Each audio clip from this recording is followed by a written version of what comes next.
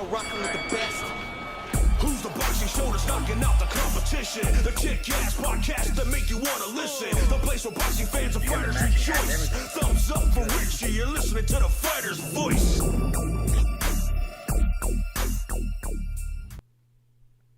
Good evening, ladies and gentlemen. I'm your host, Richard Ortiz of the Fighter's Voice, the only voice that matters. I want to jump right into it with our guest. He's ring announcer for Mayweather's promotions, but he didn't just start off that way. He started off with the dream, and now he's living proof that dreams come true, and he's living out the dream. We're going to talk about his career. We're going to get his take on some upcoming fights, and what was it like going all the way down to Dubai and announcing Floyd Money Mayweather, along with Anderson Spider Silva, UFC veteran, Hall of Famer. Before I go rampant and raving, I want to introduce our guest. Boy, that almost slipped out. Mr. Ralph Velez Jr. I hope I didn't chop up your last name, man. No, that's good, man. That's perfect. How you guys doing? Oh, we're doing good, man. Doing good. First of all, you know what? Tell us about Dubai, man. What was it like when your flight just landed? Well, you don't know what to expect, right? Because you see all these things like, oh, Dubai is like, this billionaire's paradise. And, you hear all these things, you see all these things on the movies. So when you get there, you expect like,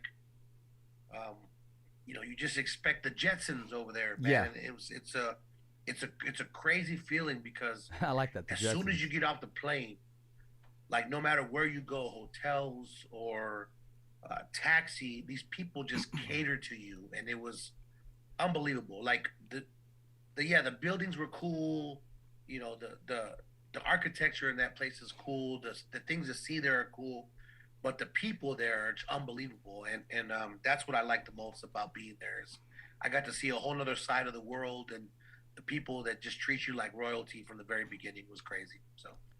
So I asked you that right off the show because we're going to go back in time. Okay, we're going to go back in time to this little kid who wanted to announce, what was it, WWE, or he just knew he was going to have a microphone in his hand. Now, correct. I asked you about getting off the plane in Dubai because we're going to go all the way back down. I believe you were 8 years old when you first said, you know what, this is what I want to do. I don't know if you told your mom first or your dad or you told yourself or your friends or your family. Do you remember the first experience you had with yourself saying, hey, this is what I want to do? Yeah, I was actually in Little League, and I was 7 years old, and I was actually playing T-ball, or I was minor league at that time, 7 years old, just getting out of T-ball. Yeah. And I kept hearing the announcer and the main field, like, announcing these games, and I'm just like, man, at that time I was into wrestling, and Howard Finkel was my hero, and I'm like, you know what?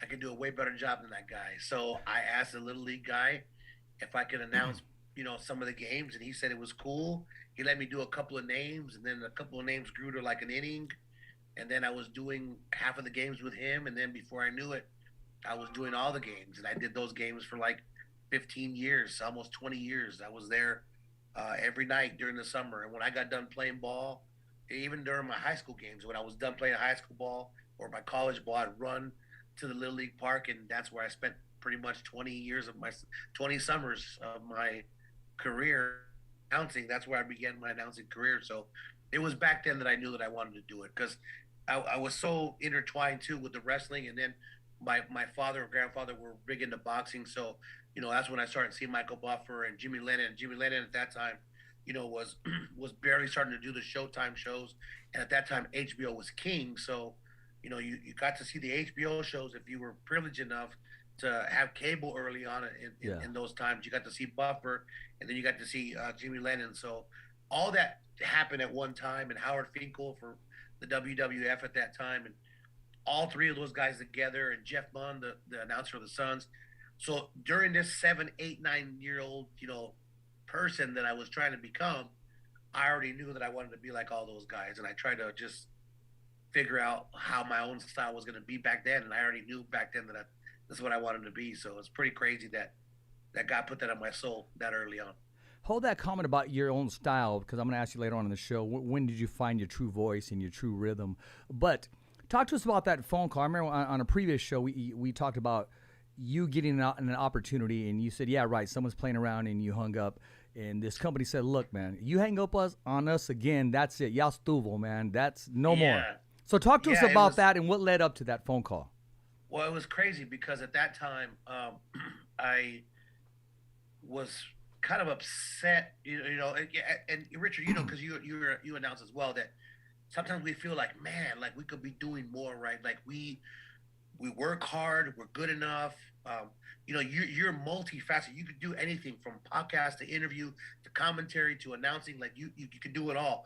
And I felt like, man, I should be doing way more than what I'm doing right now. I really should. And sometimes we feel like we we were in our own space, but yet we feel like we should be, miles down the road. When in fact, we really should just let our being just become our being. And I'll get back to that as well later on in our conversation. But so I was like, man, I feel like I should be doing more.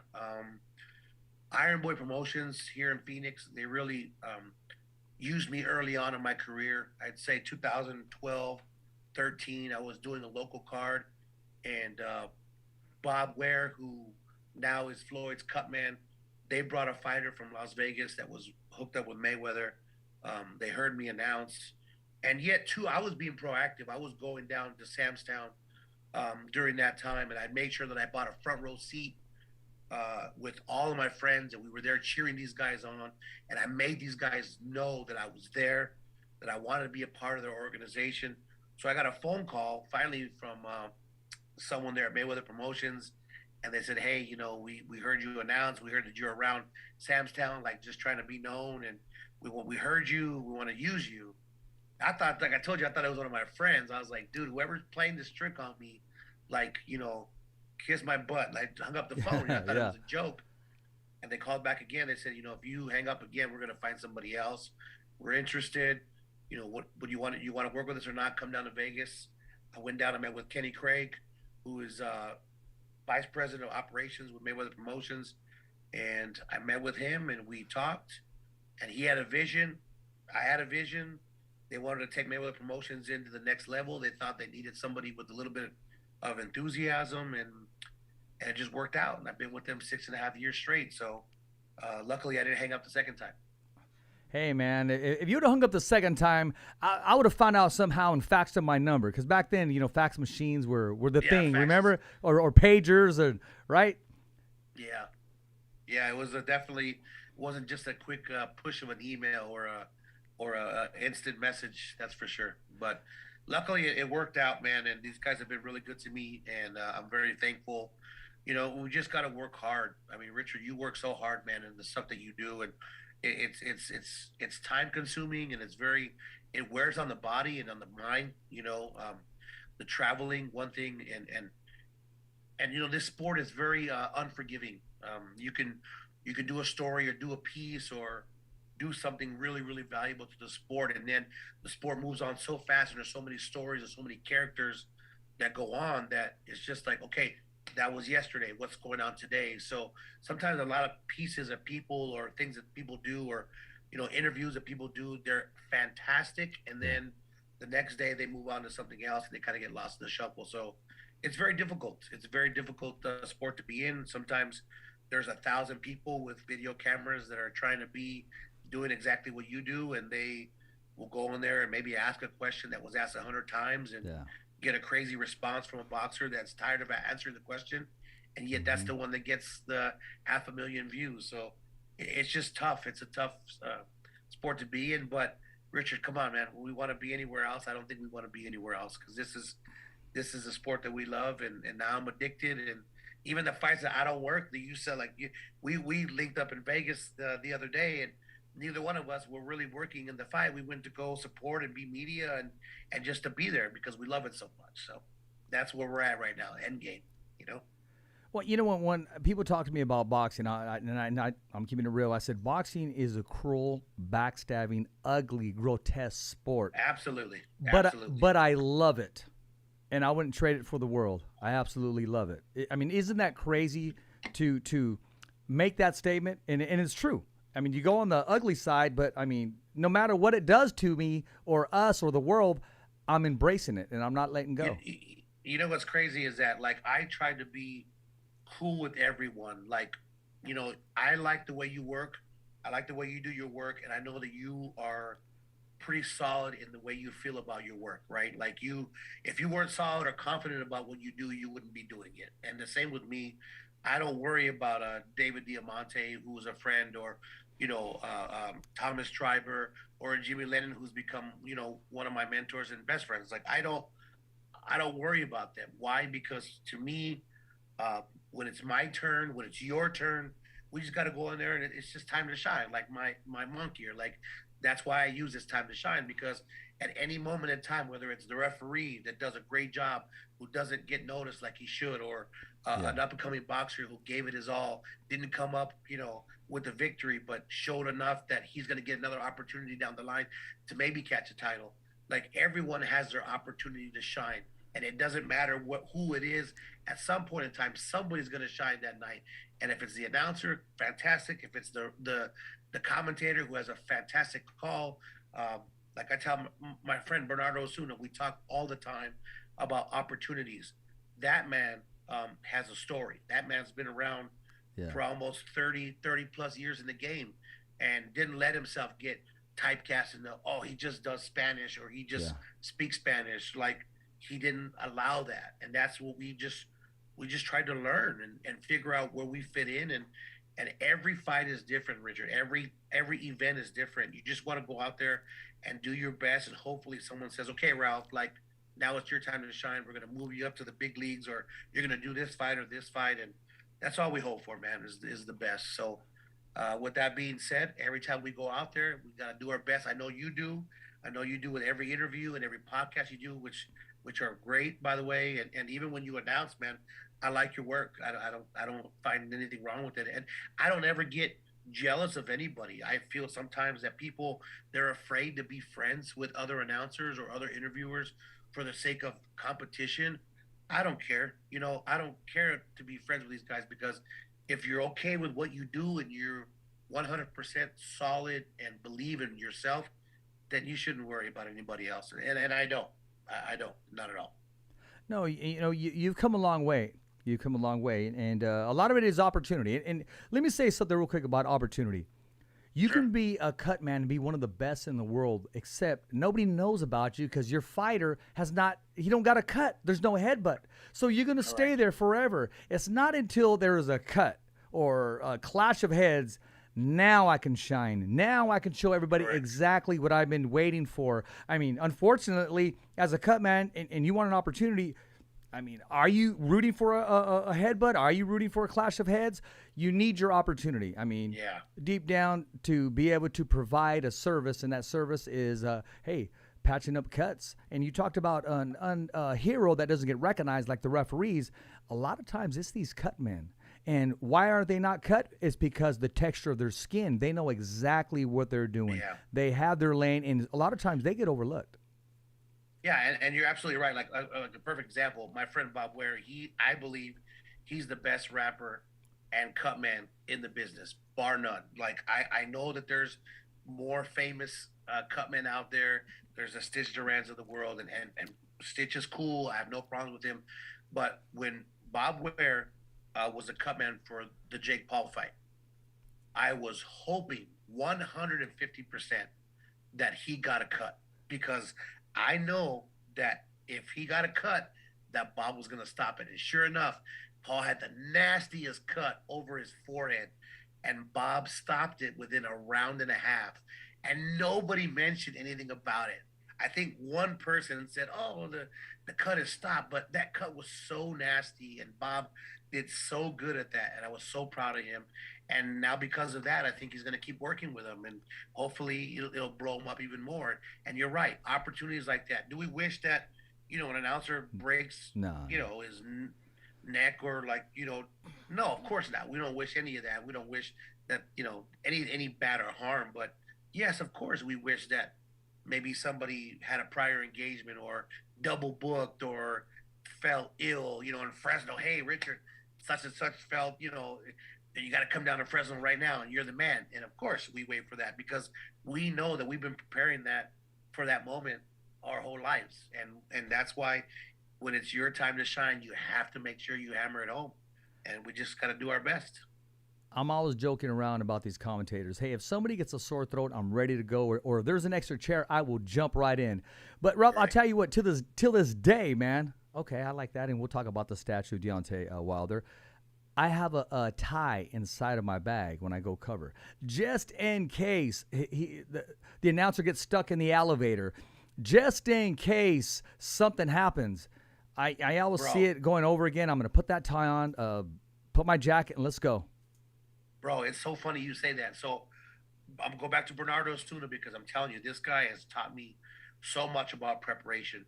Bernardo Osuna, and I don't want to spill the beans on this guy, but I'm gonna say it because I'm so proud of him. One of the best in the world. One of the best in the world. Yes, but he's one of the best in the world because his preparation. This dude makes notes for every single boxer, just in case he has to go in and do play-by-play. And it happened. It happened at ESPN like a year and a half ago, where Joe Tessitore got sick right before the broadcast, and they're like, hey, Bernardo, you got to get in there. And Bernardo had all his notes on every fighter, and he hammered this thing all the way home. And the director was like, yo, like, you do this all the time? And he's like, yep.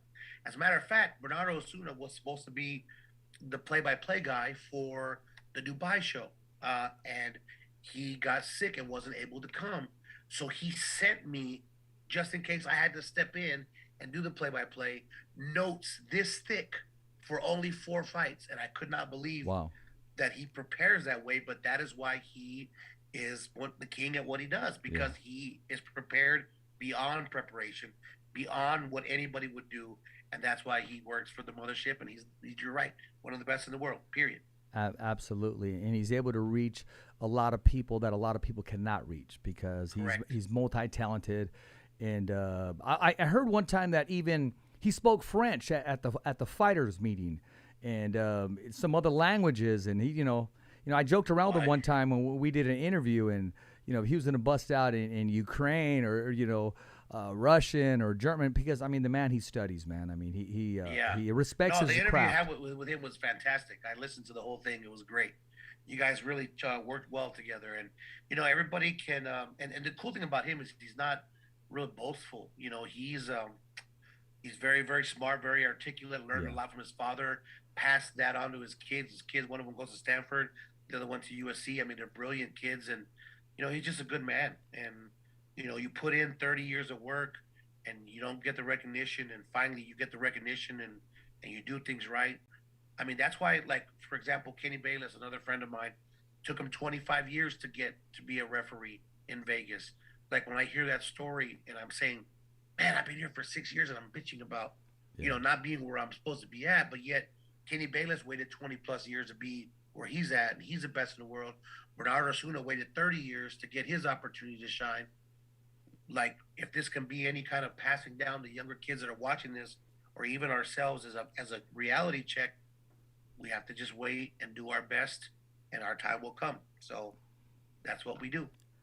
Yeah, it's all about opportunity too, and what are you going to do with it, and how you prepare yourself, and actually how you prepare yourself the day before. What did you do? Did you live the lifestyle that needs to be lived for this profession? That's what you got to ask yourself, especially living in Vegas or going from trip to trip, and sometimes it's out of your control as far as lack of sleep. Now, people get mad at me though because I overanalyze everything. I don't like having names pronounced wrong. I always make sure that when I get to the weigh-in, I get there before the commission. I sit next to the commission as when each fighter comes in. I go over the city, I go over the record, I go over the pronunciation of the name. I'm very anal when it comes to that because that's my job. I don't like when my name, Velez, is mispronounced, Valdez, Velez, and I appreciate you taking the time to learn it because that's what a professional does. You make sure you don't butcher the name, and that's just what I do. I don't go out. I don't drink any alcoholic beverages or any soda before the show. Like after the weigh-in, I drink nothing but water. I drink throat coat. Jimmy Lennon gave me this throat coat medicine that works fantastic for your throat. You drink it all the night before because these PBC shows get long. Like sometimes they front load because they have a lot of fighters under contract. There'll be sometimes where I'll do 12 fights, and there's one time in LA where I did 16 undercard fights. So you never know what you're gonna get, and you just got to be prepared. So I don't live the lifestyle, like especially in Vegas. My friends get so mad when they go out there and they want to join me in the show because I don't go out the night before. Afterwards, we all get together. Like you met up with us at the lobby bar, Yeah. which you're more than welcome to join us in every single fight. You're the new member there now, but we do that every single fight. We wait until the fight's over. All the people that are involved in the show. I mean, you saw Teofimo Lopez was hanging out there with us Yeah. for 2 or 3 hours because that's just the group that we've built there, and we do it afterwards. But yeah, they get upset. They're like, "Come on, just one drink, 2 drinks." And I'm like, "Nah, I can't do it. I need to be prepared." So you never know who could be watching, Richard. So you got to make sure you're prepared. Well, you know what? The shows that I do, everybody wants to buy the ring announcer a drink during the show. Now, when the show's over, hey, they're nowhere to be found. But Yeah. it's all good. Yeah. Sometimes they'll catch up Well, to you, and they It's appreciate funny what you do. because I learned during the Benavidez Gavril card back in 17 when Benavidez won his first fight, his first title. I got to announce that fight, and it was still the cards that weren't even on television yet.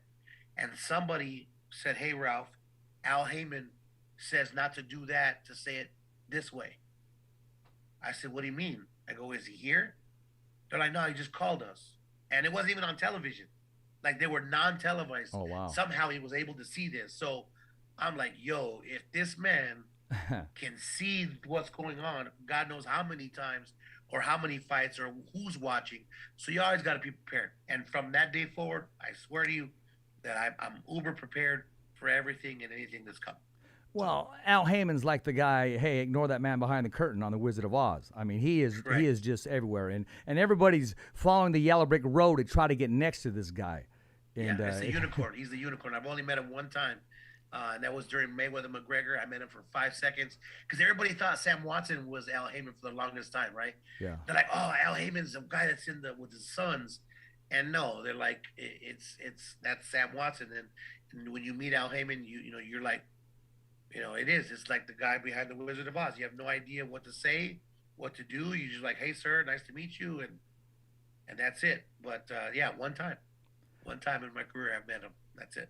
Hey, how was that encounter? He just happened to be passing by an event you were covering? Yeah, it or was Sam was it Watson. work? I introduced myself. He goes, "Yeah, I know who you are," and I go, "I appreciate you letting me working for your company, and I'll do my best." And that was it. Sweet and to the point because he's a very quiet man. Very quiet and very studious, and he doesn't even have a cell phone. Smart man. No cell phone, no nothing. Just not even a small flip like the old Yeah. Nokia 8260s or something like that. Nothing. Got nothing. It's crazy. Hey, when you're that stature in the game, I mean, Ralph, do you really need one? I mean, No, you don't want to be. think You about don't it. really want to No, be no. bothered because No. like just as well as I do. Even it's funny. I tell everybody when I'm about to work. I said, "Look," I said, "if the show starts at 6, by 3 o'clock, I'm already in the arena. I'm getting mentally focused. You know the drill, man. You just go into this zone, and you're like, please don't call me. Your tickets will be at will call." Especially here in Phoenix, these Iron Boy shows. In my contract, I get like 20, 30 tickets. So like I try to invite as many friends and family as I can, or I'll invite some kids from the Boys and Girls Club Yeah. that's down the street from my house, or I'll try to find people that can't afford to go. I'll give them tickets, but I always tell them like, just go to will call. Like, don't call me, don't do nothing because I just, not to be mean, but I'll talk to you after the show. Yeah. And of course, 5:55 comes. Hey, Oh. we're outside. Zzz, my phone's going crazy. I Oh, got man, 100 tell text me about it. messages, calls, and I don't blame them. I understand, but at the same time, it's like, man, bro, I'm just trying to get ready so I don't make a fool out of myself. Email me. I got to get an assistant when it comes to that, but then I think that'll be too bougie, so I just try to handle it myself. Well, you started talking about the preparation. We're going to go into this, and then we're going to start talking about the Mayweather and the Benavidez, and then we're going to talk about the big fight this Saturday. Now, a fighter gets his hand wrapped. He gets warmed up. He gets polished up. He's hitting the pads. How does one Rambling Ralph, prepare himself? Where's your hand wraps, so to speak? Where's your hitting the mittens, so to speak? Talk to us about 24 hours of the event leading up to the event. How do you prepare yourself? All right, so like for right now, for example, I'm gonna get on a plane as soon as I'm done with this podcast, and I'm gonna head to New York. Right, for the show on Saturday. Yes. I've already asked for the bout sheet way ahead of time. And what I do is 24 hours before, I will practice the names. I will try to not memorize them, but I will try to make sure that I'm getting the pronunciation down. And I type out everything. It's a pain in the butt, but I type out everything because I'm left-handed. So when I write, my handwriting sometimes I can't read it, to be honest with you. So like for me, my preparation is more than most because like a Jimmy Lennon, he turns the paper sideways and then writes down. So it's like more of like a longer type 8x14 type paper, which like goes 45. parallel. I can't do that because I can't read. It's too small. So I type out everything. I have already blank bout sheets done that are blank. I just fill in the blank, print them. I have everything printed out the day before. When I get to the weigh-in, I make sure I ask their name. I make sure I got everything done. And then from that point on, after the weigh-in, I just go back and I make sure that the biggest thing that I find, and it's not anybody's fault, is that, and you probably experience this too, the commissions will switch like bouts, or they'll switch referees or judges, and then they don't say nothing to anybody, right? So like remember, Rob, you're a mind reader. Exactly. It makes you, and then it falls back on you because when you look around and then the judge goes, "Oh, that's not me," and then it looks bad on you. So for any person trying to get into this business, you want to be an announcer, triple check the commission sheets. There's been every single fight card I go to, even the big boys, there's always slight changes that will make you look bad if you don't triple check. So in all this 24 hours, it's preparation with the printouts. I got the bout sheet already a long time ago. I got it 48 hours ago. So I'm already prepared with that. I've got my typos already done up.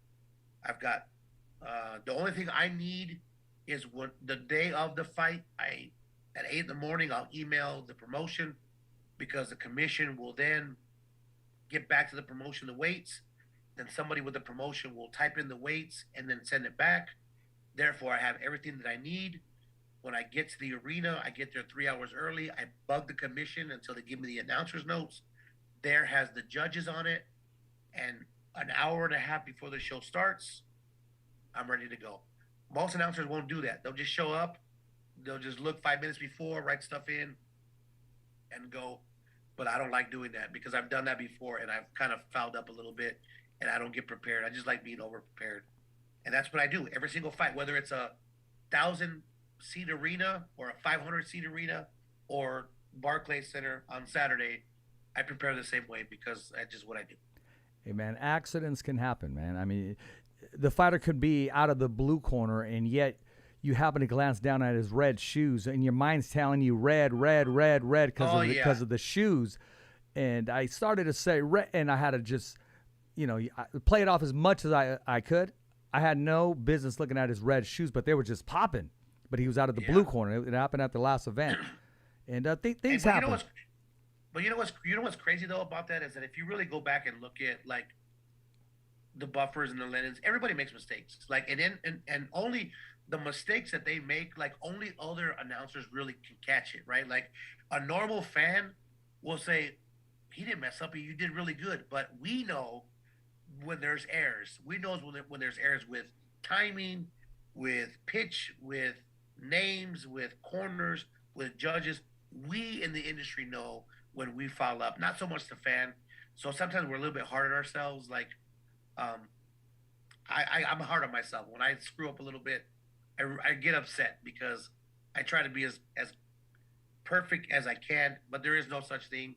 If God made perfect, brother, we wouldn't be here sitting here talking about this and talking about trials and tribulations. But we just got to keep going. When I make a mistake, I just keep going. Like I never made the mistake. And that's just the golden rule. You make a mistake, you just keep going. You forget it happened immediately. And like even Buffer said, "Oh, pardon me," and then he'll read the mistake that he's made. But see, isn't that Buffer? He can get away and say, "Pardon me." That'd be the thing to say for him. And it'll almost be a fad. It's like, okay, I want to make a mistake so I can say pardon me. I mean, he has that much of a following, that much of a legacy. I mean, Ralph, you know what I'm talking about? Exactly, right? Yes. Yeah, he's as he gets, towards the end of his career, and this guy might announce till he's 90 years old. Who knows? He made a couple of mistakes here and there, and he just said, "Oh, excuse me," or "Pardon me," red corner or blue corner, and it's just, and nobody says anything to the man at all because he's earned the right, and I guess we got to pay our dues so we can start getting our heirs forgiven and get mulligans for that. Until then, try not to mess up. Well, I'll tell you this, and this would be the first time that I ever tell anybody. Ring announcing for me is the most difficult thing for me, period, bar none. It's stressful if I don't have all the paperwork. 80% of the time, I write the itinerary. When I ask these guys, I'm like, oh, come on. Okay, doors open at 5, first bout's at 7, intermission. Okay, because at the end of the day, they're going to hand me all these papers. I'm only listening to the promoter. That's all I'm listening to. Okay, this is his nickname. Make sure you say that we asked this at the meeting. Okay, let me do you're playing all catch up. Now, commentating is I wish I would do more of it. It just comes so natural, and I can see things before they happen. Right. Interviewing, I love it because I try to ask the questions. I can have some notes, like I have some notes today, but I'm going to go wherever you take me, Ralph. I don't need to go here if you're telling me who shot Kennedy already. Right, you understand? right. We're going to go along that path. So natural flow. Those honestly, I'm not trying to sound arrogant. I can do them with my eyes closed. Ring announcing, oh man, it's just I do it to help people out, and I do it because I don't want to turn it down. Of course, and I'm the opposite. I have got to commentate for Mayweather on the streams, and I feel like I'm very underprepared. Even though you prep, you just feel like you're underprepared because you hear the greats like Jim Lampley, and you're like, man, I'm over here doing play-by-play on this professional card, and I'm not Jim Lampley, and I'm not Barry Tompkins. Like, what am I doing? Like, it's very difficult. The first 2 fights in any show that I do commentary, I hate it because I'm trying to get into the flow. Like, it's just not like if I'm announcing, like, immediately I'm in the flow from the very beginning, whether there's 3 people in the stands or 3,000 already. Like, I'm full steam ahead immediately. Commentating, no. Interviewing is, I like doing it only because my interviews are like your interviews. We're talking like if we're friends, and that's the best interview because a fake interview is just that. It's fake. And your podcasts are great because they're never like that. They are not, we're going to do robotic, mechanical podcasts. It's like, yo, we're friends, man. And this is why they're so good, because it's like you're able to get things out of people naturally instead of forcefully. And there's a certain strategy to do it. And you just let it go where it goes, and good things happen. They got to feel comfortable. First of all, the host has to feel comfortable, and right. Hey, we can touch any base we want, and and we'll go wherever anybody wants to go. I can introduce it. I can offer you something to eat. It's up to you if you want to eat it and go that way. Or sometimes, Ralph, you may just want to go to the dessert, and that's okay too. We can do that too. Yeah, the last time we spoke, I got excited because there was so many things happening that I kind of spoke a little bit too much. So No. You're a host's dream. You just ask the question and let him take over the show as far as all this information. They don't want to hear me. They don't want to look at me. A buddy of mine, Mark Davis, I'll give him props. Mark Davis I used to call him Mark Davis behind camera. He did some of my first interviews. And the camera guy never got a shout out or anything. So at the very end, I'll say, hey, Mark Davis behind camera. I would always let him know. So after one show, I'm looking at the show. And he says, you like looking at yourself, huh? And I said, is that what you see? And he goes, yeah. And I go, no, I'm looking at all the mistakes I made. Correct. I'm looking at what I could have done better, or, I should have brought this in here. And what am I doing looking at? What am I doing scratching my nose on camera? Yeah. That's what I'm looking at. It's funny that you say that because somebody said, man, you love listening to yourself announce. I'm like, you don't understand. I watch it to see if I am on the outside looking in, would I like this announcer? Am I doing the right things to capture? And it's all about learning process. So Yeah. I do the same thing, bro. You're absolutely right. It's not about us at all. It's about trying to be better at what we're doing so that the fans, get their money's worth, and the people watching the show, be like, hey, man, yeah, I definitely like hearing this guy because I'd want to come back and listen to this guy. Period. That's I'm right along with you with that. I agree. mean, we could always get better, and I will say that. I try to prepare myself as much as I could, and to be honest with you, shame on me a lot of times because I could always do better. But I mean, we only have so many hours in the day, man. We and I don't sleep as much as I should. I wish I could, and hey, it's part of it. You got to hold down a job, and you got to do what you need to do and go after your passion because you got to be happy. You got to balance itself out. But sometimes you just got to be, and I don't know if you know this guy. You just got to be a land shark like Rick Merigian, the promoter. I mean, this guy does not sleep. Sleeps with one eye open. Dude, that guy on his Twitter account is alive and moving. Like he doesn't care. He doesn't care. He doesn't care about anything. He just cares about him and his circle, and that's the way it should be. So props out to him. He don't care. Well, yeah, he's making it happen, man, and yeah. I mean, it's all about business and it's all about opportunity, and he creates his own business and creates his own opportunity, and he likes to spill. He loves to talk, and he loves to let you know what he knows, and if you listen close enough, he just gave you a lesson, the blueprint. It's up to you what you do with it. He drops gems all the time. It's just if you have to, you may think it's arrogance, but it's actually. Trying to help you get in the game a little bit, There we go. It's just like the baseball legend who's getting down on the rookie for not taking the ball to the opposite field with 2 strikes, shortening up on your swing, instead of saying, well, who the hell are you to tell me anything? You listen and you say, you know what? Yeah, next time I am going to go down the line, hit that double and bring that run in and win the game. Period. Either you take the lesson or you don't. That's it. I'm glad you said that because a lot of times people don't understand baseball. Baseball is a beautiful sport. It's amazing. Let's describe that same scenario. Taking the outside pitch. A lot of people I just want to make contact. No, you don't. No, you do not. You got to know. Okay, if you got a guy stealing third coming home and they come inside, there's no way in God's green earth are you going to pull it towards your own. I mean, come on. You're going to do whatever you need to do in transition. Every pitch is a transition. Baseball is my favorite sport, even more than boxing. I played it all my life. I tried to play professionally, but I had my son, my firstborn, so that dream ended right away at 18 years old. But I coached. I still coach. I coach all my children. I've got 5 guys in the D1 schools. A lot of people don't know that about me. Is that I do a lot of private lessons, baseball as well. And the very first thing we do in a swing is I teach them how to stay inside on the ball and go the opposite direction. That way they can keep their eye on the ball for as long as possible, and it keeps them from turning their head.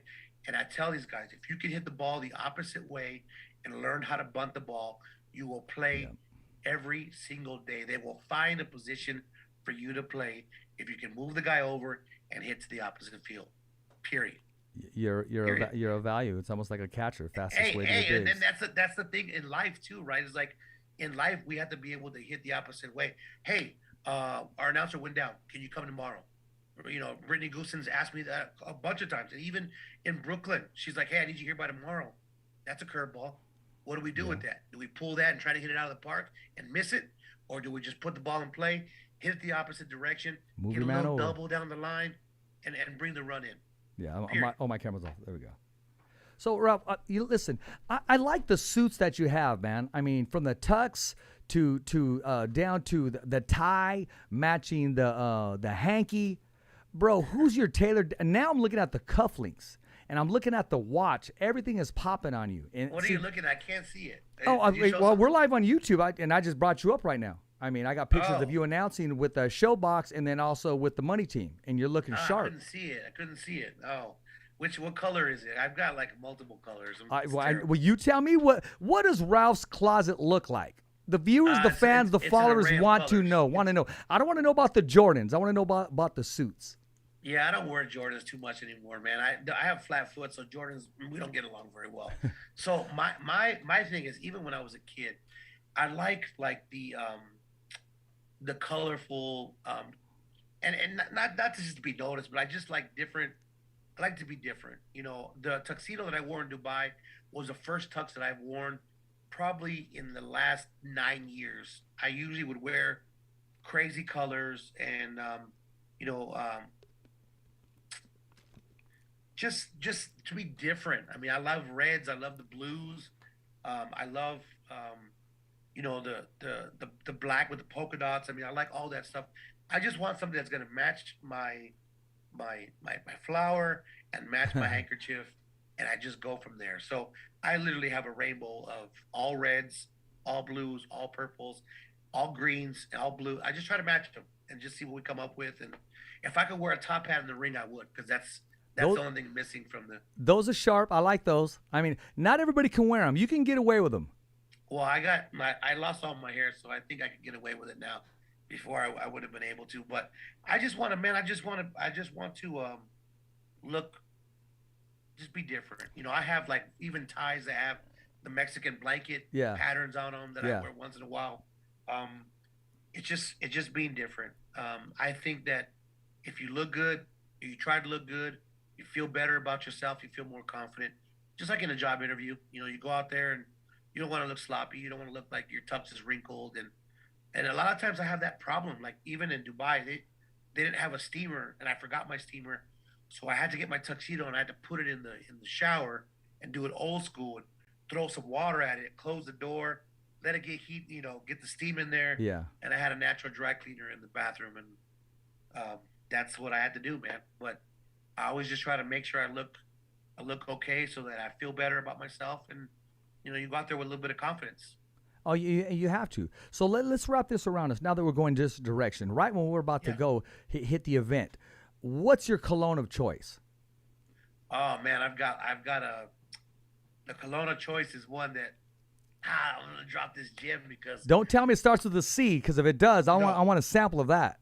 no it's called Prada Luna Rosa Carbon, and that I'm really upset about that because Prada's gonna start to discontinue this cologne, but I spray it on one time before the show, and it lasts for the last 3 hours, 3.5 hours. There you People go. that hug me after the show, they still say, "Oh, I can still smell it. What are you wearing?"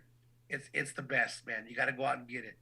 That is, you know, you already have a significant other, and so do I. But for anybody out there that's looking to try to get a significant other, that's the one you got to get. Well, there you go. But I've been hearing this cologne called Creed, and Oh yeah, Creed. I Creed is want to cool, smell but- this, man. I've never smelled it. But dude, that's like a $600 cologne, bro. And Yeah. you know, It may look like I think that I'm out there living lavishly, but I really watch what I spend my money on, and I make sure that if I'm gonna wear a $600 cologne, this thing better have gold flakes in it, or it better drive itself, or better, you know, that smell better last for 6 months without going away, because that's a lot of money for cologne. So the product's cool. It's $120, perfect price range. It's got all these reviews online. It's the best, man. It's the best. Hey, Ralph, I just want to smell it. I didn't say I was going to buy it unless you Regis Prograde. We had him on the show, and he goes, yeah, I bought a bottle the other day. I mean, it's like me saying, oh, yeah, I bought a hot dog the other day or a hamburger the other day. For Regis goes, yeah. I got some. It's cool, bro. And, that's what he said. He goes, yeah, I got some. So I actually have these travel packs that I take, and I have a bunch of those. yeah. And I promise you, the next fight that we link up at, I'll give you one so you can have it. You won't go back to anything else. What do you wear? What's your cologne of choice? Oh, man, I just know it's a light blue bottle and a dark blue bottle. I think is Versace, but I mix it. Yeah, I like Versace Home. That's Yeah, good. yeah. That's good. And I mix it. But then, I still got the old school green polo, and I still got the old Jacquard. I mean, I'll just rock Dude. those, and I just can't get rid of them. Bro, I even got some Hermes. I even got some cologne. I'm saying, no, Quorum. My dad used to wear Hermes. Check this out. They don't make this anymore, but so they're selling it real expensive. I got a little bottle. It's called Jazz, right? If you go online, it's discontinued, but they're selling it for an arm and a leg. But yes, it's I like the new stuff, old stuff. You're a good man, because my dad used to wear Hermes, and I was My like, brother "Dad, did. He introduced me to that. Why do you wear this cologne? Like what? I mean, it doesn't even like It doesn't smell. It smells like old. I thought it smelled like leather weed shoe. in the beginning when I was in high school. I thought it smelled like Man, it weed. smelled like an old leather shoe to me. I'm like, Dad, this thing right here is just not the business, man. He wore it for like literally like 40 years, and then he changed to Obsession. But Obsession was too. I like, got some Obsession he too. wore Yeah. that. The green polo though was one of my favorites. Oh, yeah. That's a an all-time classic. great. Oh, that's a cloud. You can't go wrong. No, Drakkar. I have a really bad story about Drakkar. I thought it was a badass. In 6th grade, my mom bought me Drakkar for Christmas. You put the whole bottle my on. School. I take it to school. I, start spraying my boys, and I dropped because the bottle was glass, and of course, Ralph drops the bottle right in the hallway, and St. Catherine's of Siena Elementary School for about 3 weeks smelled like Drakkar as you're walking past 6th grade. I believe that story. But just wasn't holding on to it properly, and there went $80 worth of cologne. But that's my Drakkar moment. I used to love Drakkar, dude. That was my favorite. That was my absolute favorite. I knew you would do this somewhere, somehow in the show. You are the only one that I've had on the show ever that when I ask a question, you flip it and say, well, let me ask you this. What's yours? And you put me in the passenger seat. I remember you did that last time. You kind of caught me off guard because I was surprised and I was waiting for it to happen. So yeah. Yeah, because I also have we do a Levels podcast and sometimes I like to flip it like I do it to Ellie Setback all the time, and he like trips out on me because I'm like, dude, why are you asking me a question? Well, I said, Ellie, you're asking me a question. I want to ask you a question. You can't be the only one asking questions all the time, bro. We want to know what's going on with you too. The GOAT. I mean, they couldn't even do a documentary on him because he would refuse to let them follow him. Because then we would see how he would transition into 3 different people and be at 3 different spots at one time. I call him, what did I used to call him? The Invisible Man, because he'd be, L.A. Saturday morning, Vegas Saturday afternoon, back to L.A. Saturday night. Well, just craziness. I caught him one time. I did a Mikey Garcia event in L.A., and then the next day went to Vegas. So I see Ali because I saw him at the Mikey Garcia event. I saw him in Vegas. So in Vegas, he's passing by, and he gives a double take like, whoa, what do you do? He was asking, hey, how's it going? He wanted to say, whoa, what are you doing here? And just, someone kind of matched him just one time. But that's good, man, because he's everywhere, and if you matched him, that's good for you. Well, I just say it just happened to work out that way. I mean, that's a whole story in itself. Let's talk about Dubai. You get off there, and you notice everything leading up to Mayweather's fight. And questions were coming in earlier, so I'll stop this right now. What's Floyd like? Not the businessman, not what everybody sees on camera, him splurging or buying things. What's he like when he's just in maybe a limousine or on a jet and he's just collecting his thoughts? Well, I'm going to be perfectly honest with you. When Floyd Mayweather is out in public, it is very difficult to have a friendly conversation like you and I, or to kind of hang out, because it's a spectacle. Like, this man, everywhere he goes, can't go anywhere. There's people, he can't go anywhere. So in public, it's hard. In private, he's different. He likes sports. He likes basketball. He's a different human being. Especially even at Girl Collection. Shout out to Girl Collection. His spot there in Vegas. If anyone wants to really know the kind of person that he is, that's really the place where he's the most friendliest. He doesn't get attacked in there.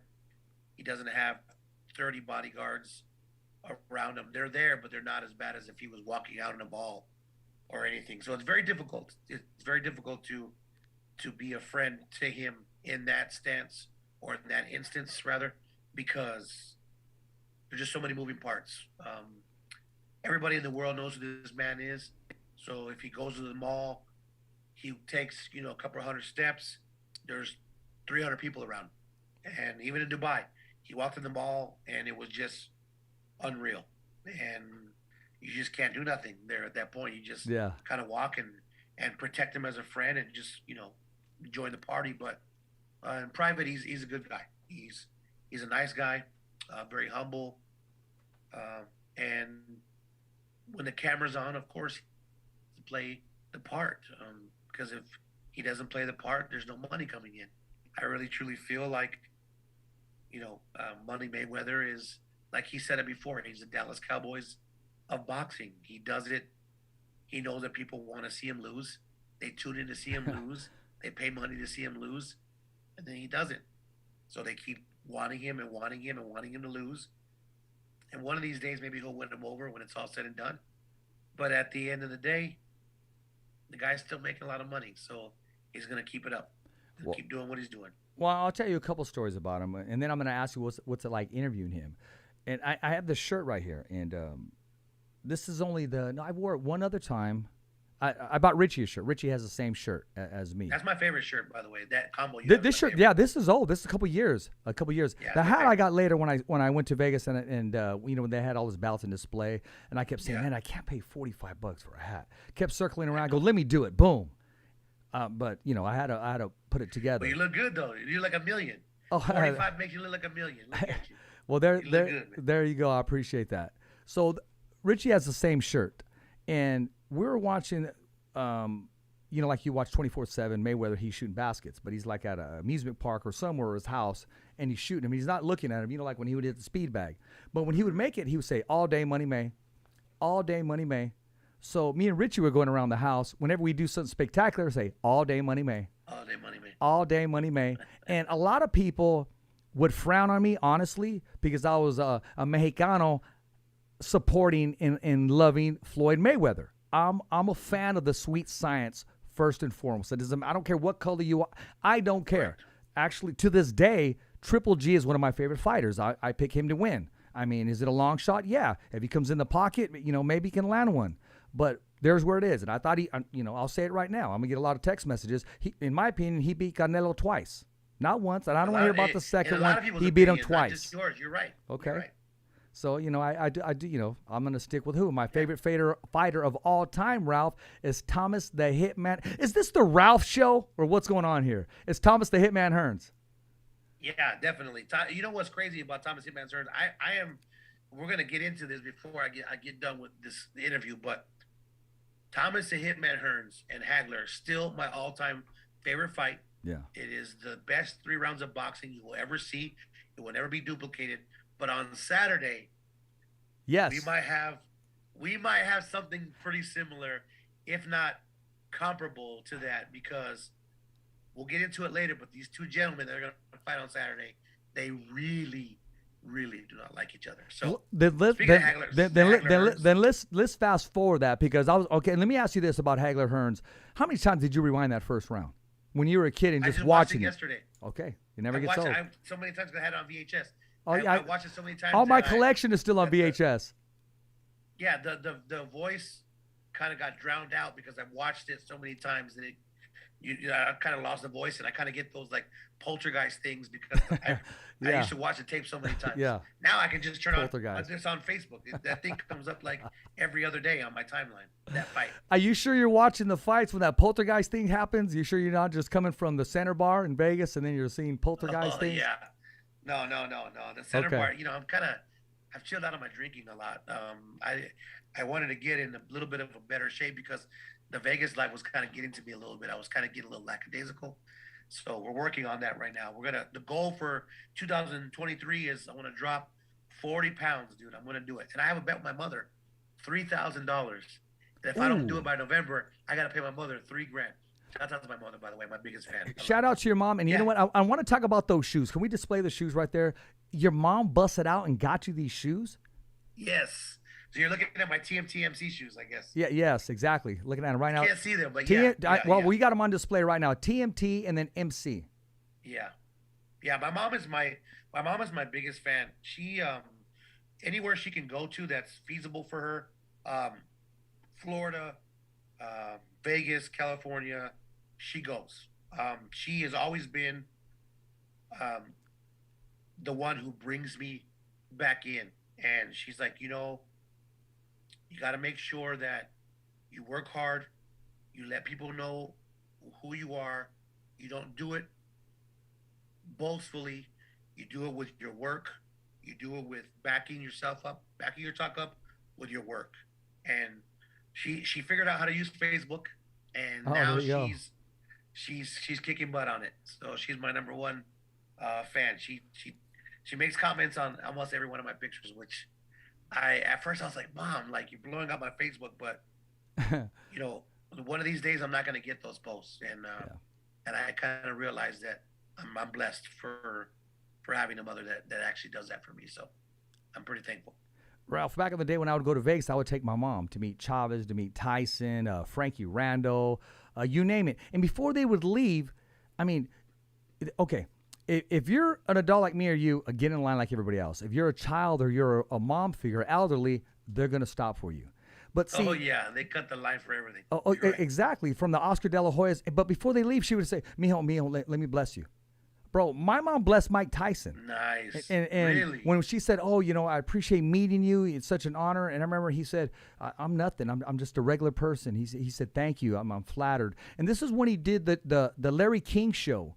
Right before the Peter McNeely fight, we went down there, and that's a whole show in itself. But yeah, my mom, I mean, she wouldn't let you out of her sight. She had to meet everybody and bless them.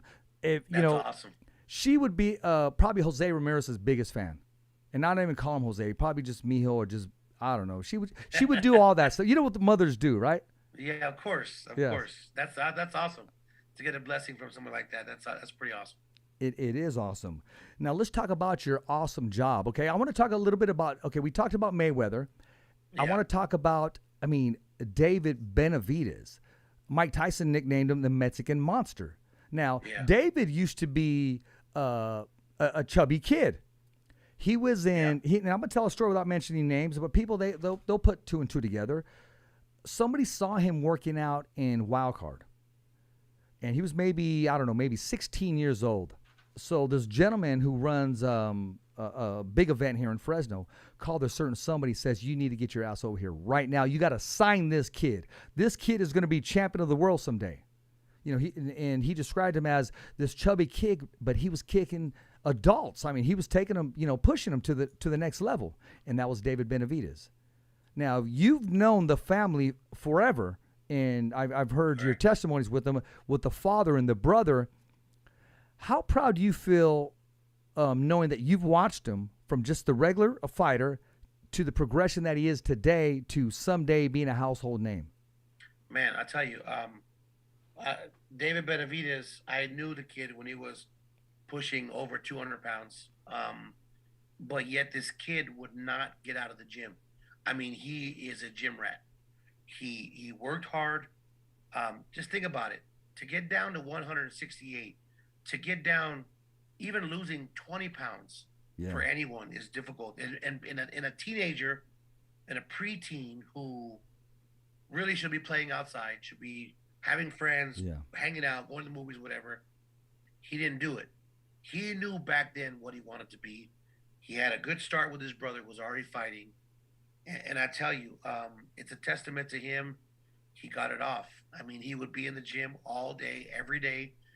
And it's amazing to see what he's been able to do, not only with his body and soul-wise, but his life. He found a partner that he loves. He has a child now who he loves tremendously. Just as a person, the hell with the titles, the hell with the undefeated records. I mean, the guy he's a man. He's a man. He's a good father, a good husband, and it's hard to be those things when you're in that business, because so many things take you away, especially when you've made mistakes in the past. David admittedly made mistakes that he shouldn't have, and yet he's still getting chastised for it on social media. But at the end of the day, he's a man now, and he's already cleared those humps. He's away from that. That's in the past, in the rearview mirror for him, and he's looking to be the best at 168. And I tell you, each fight he goes out, he just keeps getting better and better. I mean, this fight the other night, look, I understand it was against David Lemieux. We all knew that David Lemieux was a smaller fighter, but David Lemieux's never been manhandled like that, ever, at all, at any point in time in his career. And even your man, Triple G, which I love dearly as well, I mean, it took him a little bit more time to get him out of there. Yes, it was a few years back, but I mean, David Lemieux was on a 4 or 5 winning streak here, and looking to get some good licks in, and he wasn't able to do it. I don't even think he hit David but a couple of times. So All I'm I really did, happy all for I him. did was upset him, and but I think he is going to be the sole undisputed champion at 168 when he does get his opportunity. Whether him and Canelo cross paths or not, and I can see him taking that frame up to 175s eventually, but there is business in the 160, 168 division. What's your take on him getting the big name fights? I mean, what do you feel? What are you feeling? What's going to be the biggest name that crosses his path? What are we getting? Caleb Plant and Charlo. I don't think you're going to see the Canelo fight. I honestly No, don't. no, Only I don't think because so either. I think that once Canelo fights Triple G He's staying at in 175. September, I think he's going to vacate the 168 and go to 175. Yeah. He's going to stay there.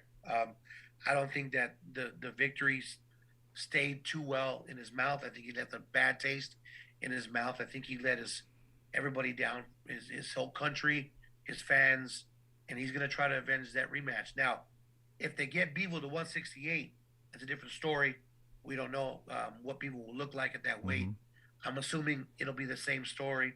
Bevo just too big. I mean, that guy is, man, Canelo was hitting him with the kitchen sink, and the kid wasn't even moving. It was weird. It was weird how that played out. And maybe if Canelo has a different game plan, Thank you. that'll change. I was about to say that right now. It doesn't matter. And I was going to ask you, did you agree with the game plan? And no disrespect to Eddie Reynoso, why change it when it's not broken? That's what the Canelo camp is thinking. But sometimes in life, that curveball, you got to make that transition. Well, when you load up shots and it's not working, maybe you should change it up a little bit. Mid third or fourth round, say, okay, you know what? You're loading up. It's not working. Now we got to box this guy. Box, score some points. Let's get out of here with the W. And nothing happened. He just kept loading up the whole fight, and he was getting countered, and it just didn't work out. Didn't work out for him. Now David, again, I think Caleb Plant is a huge fight for him. There's disdain there. They don't like each other. That's going to be a good fight. And of course, the Charlo, if he decides to move up a little bit to 168, or they meet somewhere along that weight class, that's going to be a mega fight too. But I still think David. I don't want to be rude about it, but I still think David has right now the momentum to give Plant a run for his money and give him hell. And I think that he's going to do the same with Charlo. I think that's a great fight, and that's the fight I want to see. I want to see him fight Plant. That's what I want. That's as a fan. That's going to be a good fight too. I mean, there's fights out there that need to be made, and I'm not going to bring up Spence and Crawford. I'm tired of bringing that up already. If it happens, it happens. I'm just, there's other bigger fights that eventually happen before we even bring up that. Let's talk about Saturday. Let's give it the respect that it deserves, and let's thank Rolly, who's not only going to have this opportunity, but is now self-promoting this fight. The money has switched over to Rolly only because of his interviews, because of his thinking and his confidence. It doesn't matter how do you tell an undefeated man you're not going to win your next fight? Yeah, I mean the excuse my language, but the cojones that Rolly has, he's had them for a long time. He has wanted to fight Tank. They have had problems for the last 4.5, 5 years. This isn't just 6 months ago. They have had beef for a long time. And Rolly has stated since back then, I'm going to kick this dude's ass, period. And to walk up to a fighter like Gervonta and just say, I'm going to knock you out in one round. You have nothing. You're nothing. I know who you are. I see inside you. I see your soul. I mean, hey, man. Listen, Rolly hits like a middleweight. He hits like a light heavyweight. Rolly hits very difficult. Not difficult. He hits very hard. Very, very, very difficult to see what's going on with his punches from the outside, but the dude does major league damage when he hits somebody or something. Now, the question is he going to be able to get one of these shots off? Because Tank is a very smart fighter. He's got skills to pay the bills.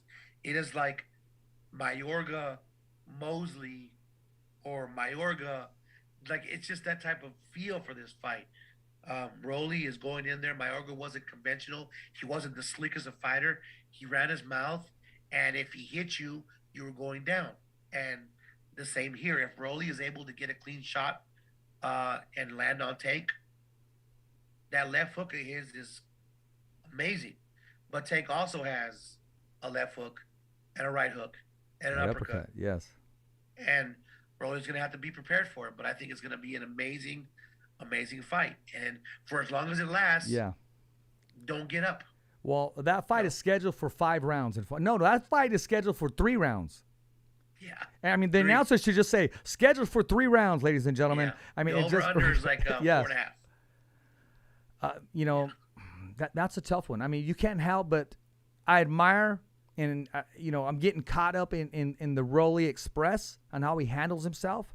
Does he have a puncher's chance? Oh, absolutely he does. Yeah, he does. I think so as well. And he's determined and he truly believes. But at the same time, man, I mean, Tank has proven time and time again be able to make that transition and make his work just look easy at times. But again, styles make fights. And Rolly was saying in the press conference today, oh, you've been hit by Santa Cruz. You got hit by Pitbull Cruz. He did, but nothing happened to him. Cruz hit him with shots that sent Gamboa into the 5th row. Oh, gosh, and Tank maybe buckled just a teeny bit. So Rolly says, I hit harder than Pitbull. Okay, we're going to see come Saturday, and we're going to find out. You know what? What was it like being around? Because I know you interviewed them both, interviewing Tank and Rolly. How difficult is it for you when you see the two? I mean, it's not. It was difficult for me with Tank in the beginning a few years ago because he was really shy. He wasn't really open. But like I said, my interviews are not so forceful to shy people away. I try to go in personally, talk about his daughters, talk about his kids, about his family, the maturity, the fact that he's talking about buying homes now instead of buying Bugattis. Like, that stuff matters to these guys, you know. And a lot of people don't like the way I interview because I don't ask the same question that 20 other people asked just 10 minutes ago. I ask personal stuff because honestly, there is some people that want to hear that. They want to hear what's going on and why, you know, why are you thinking about buying houses now? Are you really becoming a man? Like, what's happening? There's a switch in Tank that's happened. The talk about his contract being up and him leaving, you know, today he just said that he may not leave and that there's going to be discussions, that he understands that Floyd and Al Haymon are the best thing that's ever happened to his career. And if he leaves that, how are you going to match that? How do you match the star power of Floyd? Yes, he does sit in your press conferences, and yes, he does. But Floyd brought you a title shot when you lost it on the scale at Mayweather McGregor. You got a title shot right away. That's right. You know, Floyd was not too happy with that either, and he let him know. He schooled him, and a lot of it, Ralph. Not to interrupt you, Tank it's maturity. Correct. So like now it's like, where do you go somewhere else and still get that? Like if he does not stay with Mayweather Promotions, I don't think he leaves Al Haymon. I just think that maybe they need to sit down and talk, and I hope that they can keep everybody together. It's a good group that we have.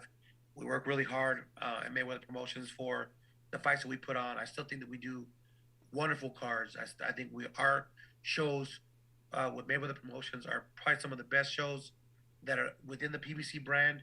All of PBC is doing good shows this year, but the Mayweather show just hits different. The stars come out in droves for those fights, you know, whether it's Tank or Floyd or anybody else for that matter. When we've had those fights, they come out, period.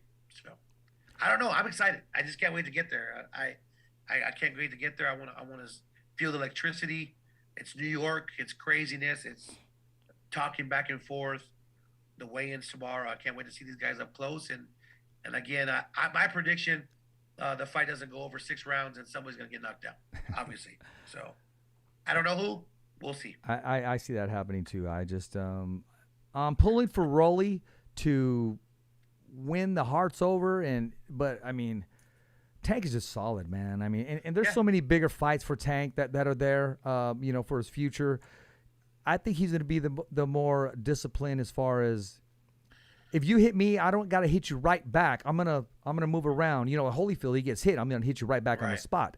Now, you made the reference of, you compare him to, who'd you compare? Mayorga. Okay. Rolly to Mayorga.